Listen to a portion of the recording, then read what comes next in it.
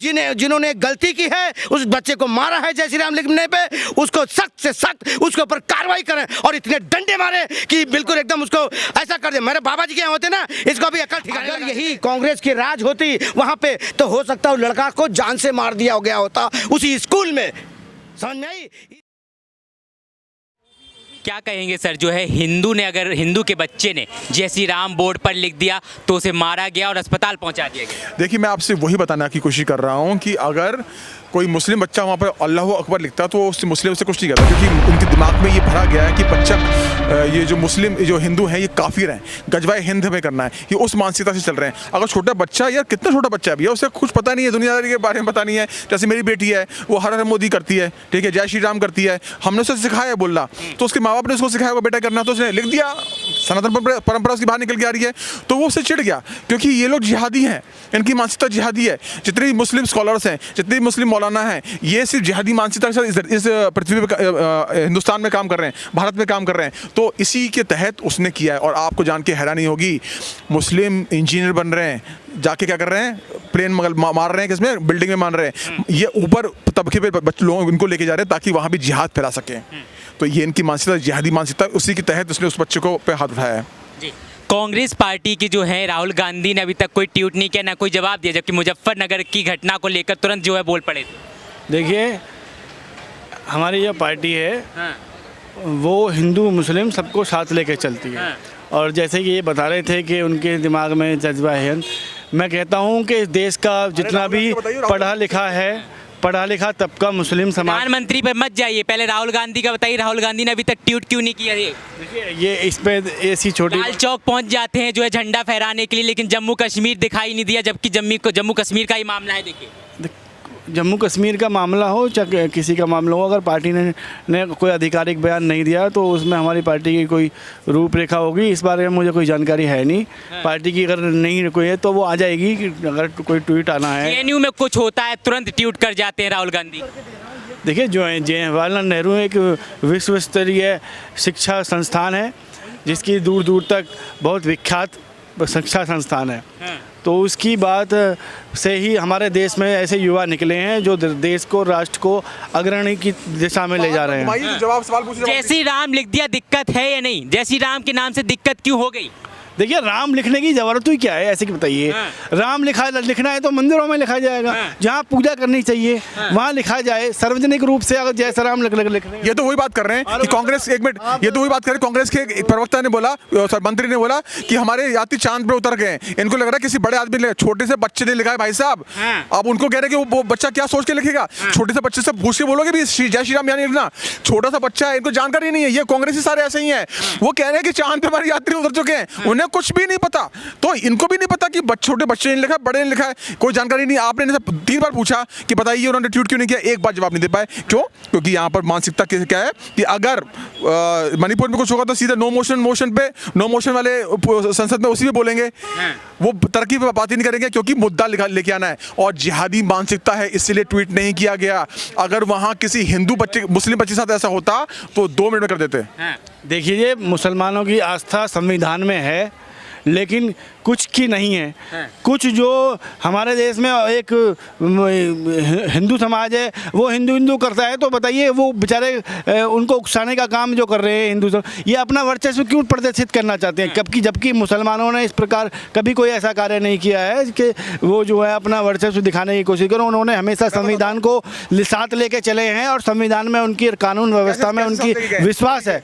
लेकिन इस प्रकार आप अपना दिखाना चाहें, शक्ति प्रदर्शन कर रहे हैं और जा रहे हैं मंदिरों को राजनीति कर रहे हैं, इन सबसे देश का उद्धार नहीं होने वाला। देश का उद्धार होएगा तो शिक्षा। ये कह रहे हैं कि मुसलमान ने कुछ नहीं करते।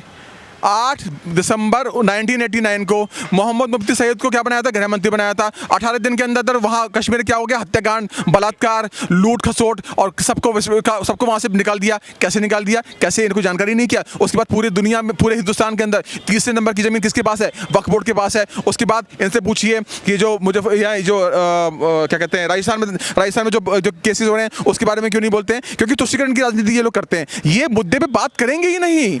ये पूरे दुनिया के अंदर जो आतंकवाद, पूरे देश के अंदर जो आतंकवाद फैलाया जा रहा है, ये कांग्रेस पार्टी के द्वारा फैलाया जा रहा है। और ये अभी भी बात नहीं कर रहे। राजीव क्या कहते हैं, हमारे गांधी, पप्पू गांधी, ये किसके साथ खड़े होते हैं? जो कहता है भारत तेरे टुकड़े होंगे, उसको यात्रा में भी लेके जाते हैं साथ में। तो ये ऐसे लोगों को साथ में लेके जाते हैं। मुजफ्फरनगर वाला बच्चा आपका बच्चा है? देखिए, कोई मुजफ्फरनगर वाला जो मुस्लिम बच्चा है आपका बच्चा है या नहीं?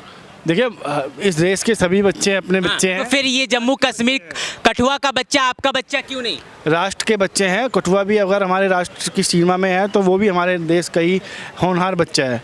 लेकिन ऐसा नहीं है कि आप जो है भेद करके चलो, बांट के चलो, समाज को तोड़ के चलो। इस प्रकार हमने कभी नहीं किया है। हमने सभी समाज के सभी चारों वर्गों को साथ में लेकर, यहाँ हिंदुओं, मुस्लिमों, चाहे सिखों, देखिए जमीनों को, जमीन वक्फ बोर्ड के नाम से करवा दिया है। मुस्लिमों को पूरा। अरे सुनिए, पहले मुझे बोलिए, मैंने आपको आंकड़े गिना दिए, बस कोई आंकड़े नहीं है। 70 साल के अंदर जब मुस्लिमों को उन्होंने ना पढ़ने दिया, मदरसे में क्या होता है? मदरसे में यही होता है, बच्चों को जिहाद पढ़ा जाता है। वहाँ से कोई इंजीनियर क्यों नहीं निकल रहा, डॉक्टर क्यों नहीं निकल रहा, वहाँ से कोई ये सरकारी नौकरी पे क्यों नहीं जा रहा? बिकॉज वहाँ पे इस्लामीकरण हो रहा है, वहाँ पे जिहाद करना सिखाया जा रहा है। ये उसके बारे में क्यों नहीं बोलते हैं? क्यों नहीं मदरसे बंद होने चाहिए? नहीं बोलेंगे, ये इसलिए नहीं बोलेंगे क्योंकि ये उनकी माइंडसेट, जो उनका माइंड है वो सेट है। सेट किया है तुष्टीकरण की राजनीति। ये हिंदू हैं तो एक चीज समझ लीजिए कि जयचंदों की देश में के अंदर कमी नहीं है। जहां पे हिंदुओं को निकाला जाए, मारा जाए, वहां पे तो तुरंत वहां कुछ नहीं बोलने वाले। लेकिन जहां पे एक मुसलमान को पिन भी चुप गई ना, या वहां वो बोलने लगेंगे। ठीक है। और इसके अलावा ये कह रहे हैं 70 साल में कांग्रेस ने सिर्फ हत्याकांड किए हैं, उसके अलावा कुछ नहीं किया। क्या किया इन्होंने? खालिस्तान बना के रख दिया, कश्मीर में जाके इन्होंने पूरा हिस्सा दे दिया, चीन को भारत का हिस्सा दे दिया। तो कुछ भी नहीं किया इन्होंने। आंकड़े ही नहीं है भाई साहब के पास, बिना आंकड़े के बात कर रहे हैं। वही वाली बात है ना, मुझे कुछ पता ही नहीं है। राहुल गांधी, सारे के सारे इनके समर्थक भी राहुल गांधी है, समर्थक, प्रवक्ता और नेता राहुल गांधी जैसे सोचते हैं। देखिए, हर धर्म की अपनी अपनी मान्यताएं होती है। कोई अपनी धर्म की मान्यताओं के अनुसार जीवन जीता है। लेकिन तो जय श्री राम लिखने पर इतना मारोगे कि वो हॉस्पिटल पहुंच जाए बच्चा? जय श्री राम लिखने पे आज कोई किसी की पिटाई की है तो ये बहुत ही गलत है।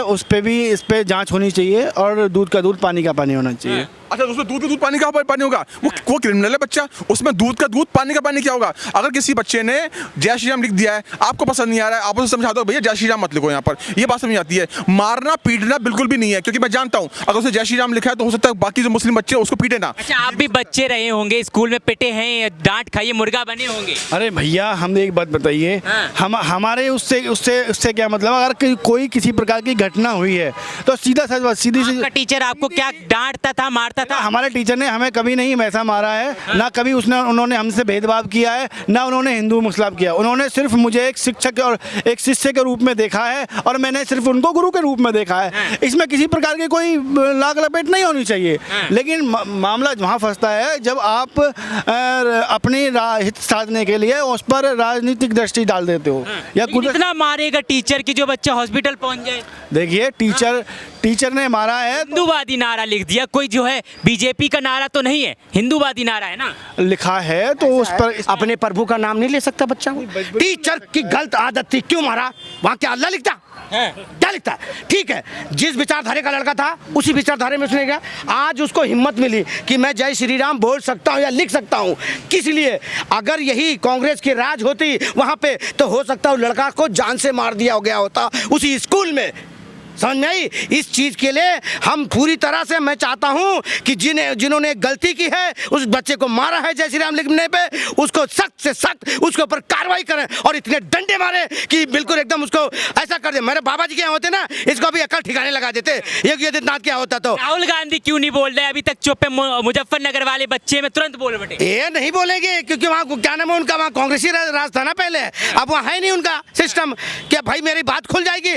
आज मोदी जी ने वहाँ पे जब इतनी कामयाबी ला दी कि अब खुला फ्रीडम वहाँ के लोग, कश्मीर के लोग जी रहे हैं।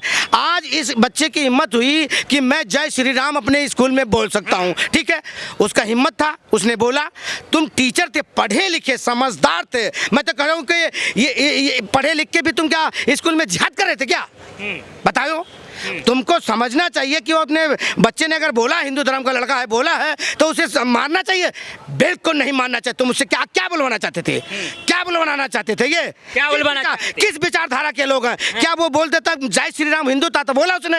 अपने भगवान का नाम ले लेना। तुम अपने नाम भगवान का लेते हो या किसी भी जाति के लोग अपने अपने धर्मों को लेते हो, हमें कुछ कोई प्रॉब्लम नहीं है। पर हमारा जो धर्म है, हम उस पर जय श्री राम बोला। जब स्कूलों में कौन सा पाठ पढ़ाया जाएगा? क्योंकि जय श्री राम लिखने पर देखिए मारना पीटने शुरू बोलने लग गए। वही चीज तो हम तो यही कहेंगे मोदी जी से कि उसके ऊपर कार्रवाई सख्त से सख्त हो और उस टीचर को सस्पेंड करा जाए। हाँ, करा जाए इसको सस्पेंड। ऐसे लोगों कम से कम आज मोदी जी हैं तो लोगों की विचारधारा बदल रही है और लोग जागरूक हो रहे हैं। आज उस बच्चे के अंदर हिम्मत आई, अब पाठशाला में अपने जय श्री राम बोला उसने, अपनी जान की परवाह ना करते हुए। देखिए जैसे भाई साहब ने बोला, एक चीज़ समझिए कि इस देश के अंदर ये एजेंडा फैलाया जा रहा है। गजवाए हिंद लखनऊ को मामला है, वो शहर का नाम मुझे याद नहीं आ रहा। एक पार्क के अंदर मज़ारें थी, ठीक है, उसके ऊपर पिटीशन डाली गई कि ये मज़ारें बिल्कुल गलत हैं।